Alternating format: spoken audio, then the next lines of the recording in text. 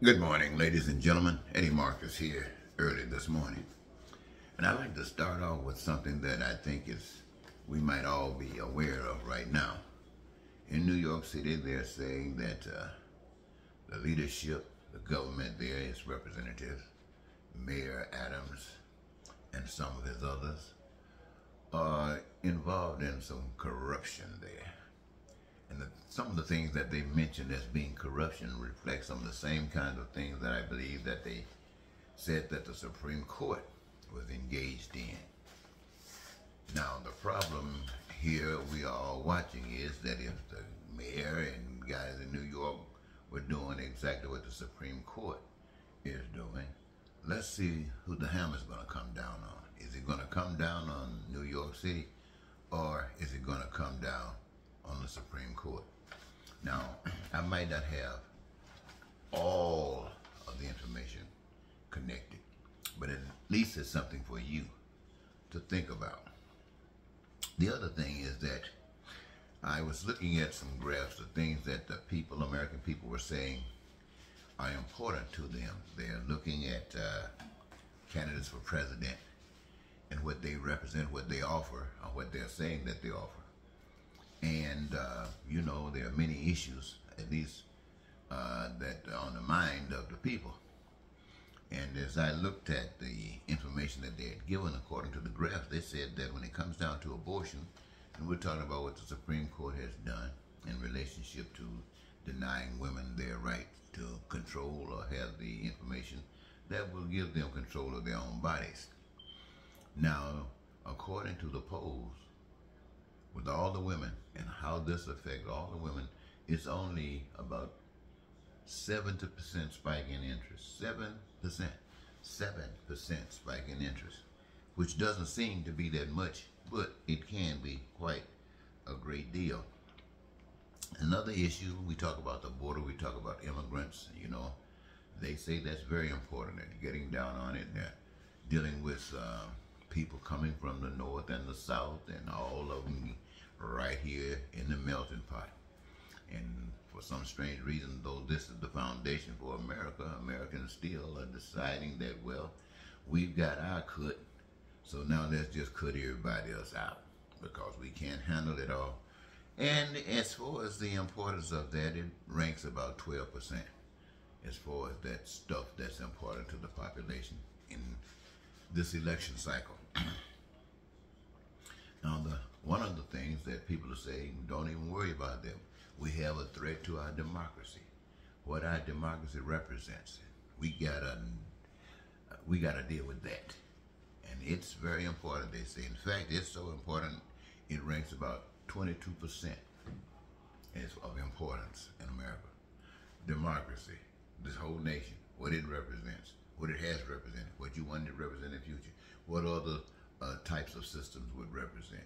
Well, in America, we say that ranks about 22%.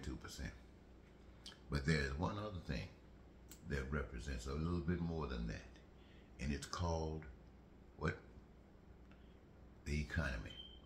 The bread and butter issues, breakfast, lunch, and dinner, and any little snacks that you get, or paying a light bill or paying gas. That economy. And how does it rank? About 38%. 38%. Now that's kind of confusing to me, because you would think if this ranks so high above everything else, the economy, immigration, above the immigration, above abortion, the threats to democracy, so on and so forth, you would think that you would do whatever is necessary to make sure that you can have the best economy, the best. Bread and butter issues, make sure that it is the best. And seemingly, if you can deal with that and make it that important, chances are some of the other will just fall in place when it comes down to immigration, when it comes down to democracy, when it comes down to abortion. We just fall in place. Well, that's just a thought I want to throw out there for you to to think about. But ladies and gentlemen, there's something else I want you to know. That's basic human rights for all people. In your body, every human being got some systems that are common. And what are some of the common systems that we might refer to when we talk about a body that I got, you got, you got, you got? We talk about a heart. All human beings got a heart. Might not be compassionate. We got kidneys. Yeah, we need that. We got the liver. We got the lungs. We got the stomach. We got pancreas. We got, you know what we got. You know? Every human being got these things if they're considered healthy, if they're considered a full human being. Now, there's no doubt about that. But I want you to know also something that you've neglected. When it comes down to basic human rights, all these human beings, the basic human rights of these human beings, and that is that humans live in peace, that they're prosperous, that they're free, that they experience joy and happiness, and that they have the opportunity to live their dreams, not a nightmare. These are basic human rights, and they are just as basic, they are just as essential as your heart and your lung and your stomach. They are just as important. And so when I speak of these kinds of things, you know, in order for you to achieve the benefits thereof, there are certain principles that you have to practice. And I'm going to not try to explain it to you here, because that video that comes after or the one before will explain it to you. But basically what it involves, ladies and gentlemen, is you the people, not following the dictates of the systems that you've been following all along, because they will produce exactly what they're producing. And I don't care who comes saying they want to sit in the chair. If they don't change for a different type of outcome, you're going to always get the same outcome. It doesn't matter what people, it doesn't matter male or female, black or white, it doesn't matter at all. Whoever sits in that seat under this system is going to have the same outcome. Don't expect anything different.